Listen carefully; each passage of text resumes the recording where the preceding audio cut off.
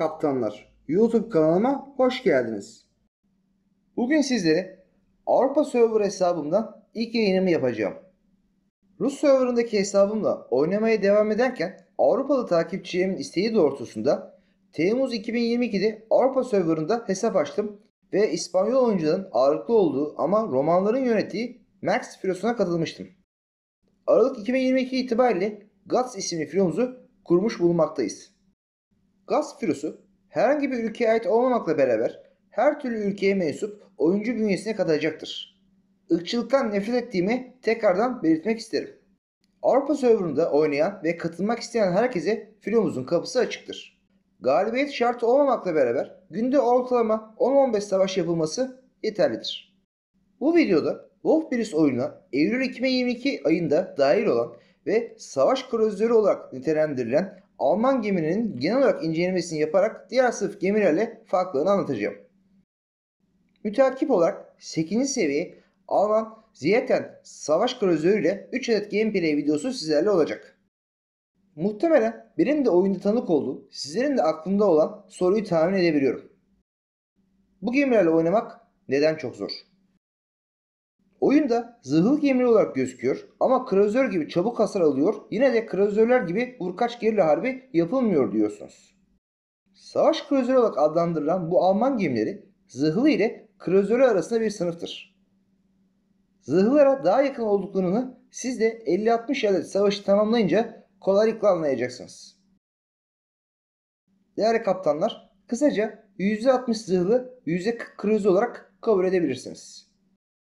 Peki bu sınıf gemileri nasıl kullanmamız durumunda etkili olabiliriz diye sorulması durumunda, eğer zırhlar gibi stabil oyun tarzında duello yaparsanız çok kısa sürede batarsınız. Aşırı hareketli oynarsanız muhriplere yem olabilir ya da zırhlara yakın düşersiniz ve sizi büyük karip ana toplarıyla kısa sürede batırırlar. Ne yazık ki Rusya ve Avrupa serverındaki oyuncuların %95'i bu tip gemileri ağır sınıf zırhlı gibi stabil olarak kullanıyor. Böyle kullandıkları için 35-40k hasarlarla savaşta erken batıyorlar ve takımının yenilgisine sebep oluyorlar.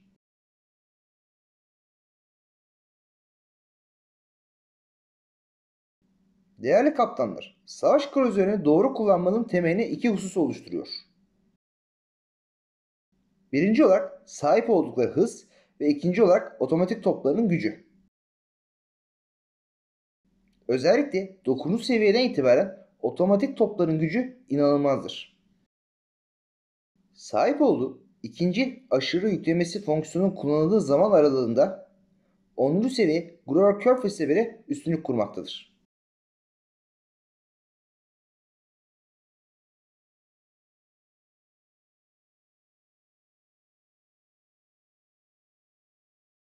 Ana top menzillerinin kısa olması sebebiyle düşman zırhlara mücadele edebilmek için onlara yaklaşarak 9 kilometre attığım mesafeden itibaren ana top, ikinci top, otomatik top ve torpidonuzla çok kısa sürede aralıksız saldırmanız gerekmektedir. Eğer bu yaklaşma sırasında sağlığınızın %80 ve üstünlük korumayı başarmanız durumunda seviyesi sizden fazla bile olsa tüm zırhları combo saldırılarla suya gömebilirsiniz. Peki bu yaklaşma tarzını nasıl yapmalıyız ki sağlığımız fazla azalmadan onları 9 kilometre mesafesine girip combo saldırılar yapabiliriz? İlk etapta alışana kadar size tavsiye savaş haritalarının kanat pozisyonlarından merkeze doğru seri hareketli ani saldırmanızdır. Ekibinizdeki zırhlarla düşman takımdaki zırhların kapışması sırasında siz de kanatlardan merkez hatlarına doğru hareket ederseniz düşman takımdaki zırhları çapraz ateşe alırsınız ve kolaylıkla onların batmasını sağlayabilirsiniz. Kanatlardan merkeze doğru ilerleme sırasında hasar almaktan çekinmemelisiniz. Çünkü hasar almaktan korkmanız durumunda savunma durumunda kalırsınız ve savaşları 35-40k gibi çok düşük hasarlarla tamamlarsınız.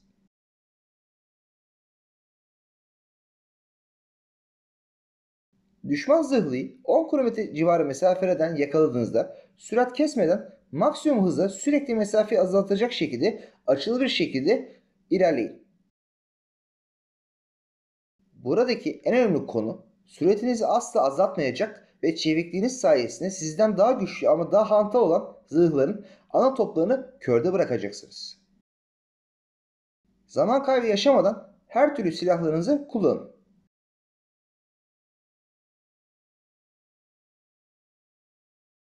Sonucun ne olduğunu gameplay kısmını dikkatli şekilde izleyerek siz de benim yaptığım şekilde yapmayı deneyerek tecrübe ederseniz aslında bu geminin şu an için oyundaki en etkili gemi türü olduklarını anlayacaksınız.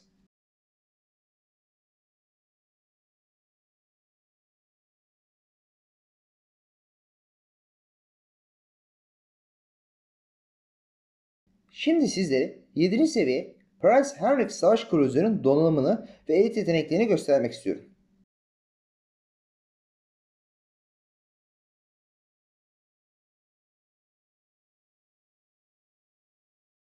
8. seviye Zaiten Cruiser'ını çok kısa olarak incelemeye geçmeden önce size şunu belirtmek istiyorum. Ben Zaiten'i görevli bitmesine rağmen satmadım ve tarihi kamuflajıyla beraber limanımda tutuyorum. Tavsiyem bu gemiyi limanınıza tutun ve komutan yetenekleri tamamlanınca çok acımasız bir yargıç olacağını tecrübe edin.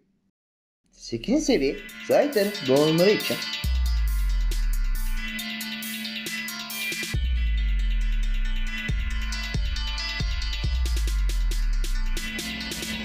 elit yeteneği için,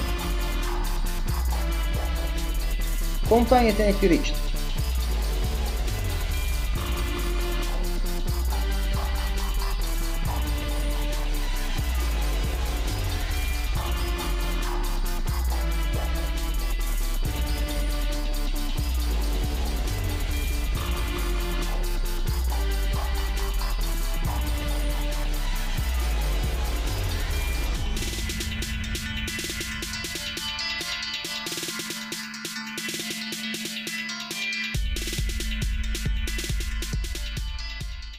Bu gemileri Wolf Bridge oyununda halihazırda başka savaş kruzeri sınıfı olmadığı için doğru şekilde kıyaslama yapmamız mümkün olmamaktadır. 41.000'e giden savaş tecrübemle 8. seviyeyi Zaitan'ı doğru kullanmaya alışmanız durumunda şu an gördüğünüz ortalamaları yakalarsınız. Siz de aynı seviyede ama premium olan Roma, Rishu, Odin veya Alabama gibi zırhları kolaylıkla alt edersiniz. Bu savaş kruzerlerinin diğer Alman zırhlarından ufak gibi gözüken ama önemli bir farkı bulunmaktadır. İkinci topları haşe mermi atabilmektedir. Sizler de kesinlikle ikinci toplarınıza haşe mermi atmalısınız ki haşe mermi atan otomatik toplarınızla beraber yakın dogfightlarda düşman gemilerinde sürekli yangınlar çıkartabileceksiniz. Şimdi sizler için Avrupa serverında mücadele ettiğim 3 adet gameplay ile devam ediyorum. Birinci gameplay'de Peninsular haritasını Kraken madalyası kazandım. Bir savaş sizlerle olacak. Bu kısım sayesinde farklı ülkelere ait zırhların nasıl birebir de avladığını izleyeceksiniz. İkinci gameplay'de Altın Kanal haritasında Murip, Kreuzer ve zırhlara karşı yaptığım mücadeleyi bulacaksınız. Bu kısım sayesinde Muriplerden korkmadan oynamanız gerektiğini anlayacağınızı düşünüyorum. Üçüncü gameplay'de karşılaşma haritasına tek başınıza 3 zırhlıya karşı nasıl savunma yapılabileceğini ve uçak gemisinin yardım etmemekte ısrar etmesine rağmen doğru şekilde mücadele etmenin savaşları kazanmadaki önemine tanık olacaksınız. Bu 3 adet gameplay sizlere çok şey katacağını düşünüyorum. Dikkatli bir şekilde izlemeniz durumunda savaş kruzerlerinin nasıl kullanılması gerektiğini anlayacağınıza şüphem yok değerli kaptanlar. Haydi kapışalım.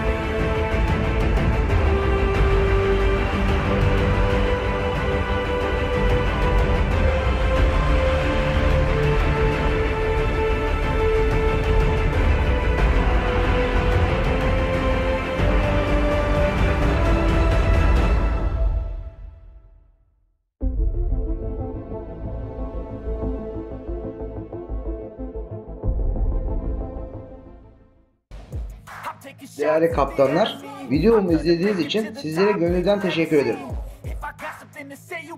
Sizlere yeni bir bakış açısı kazandırdıysam ne mutlu bana. Pierre Navy filosu dünyanın her yerinden kaptanları güneşli bulunduran uluslararası bir filodur.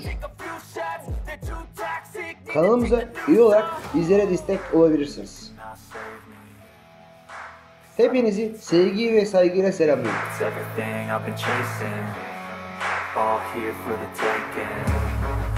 Don't wanna test your luck with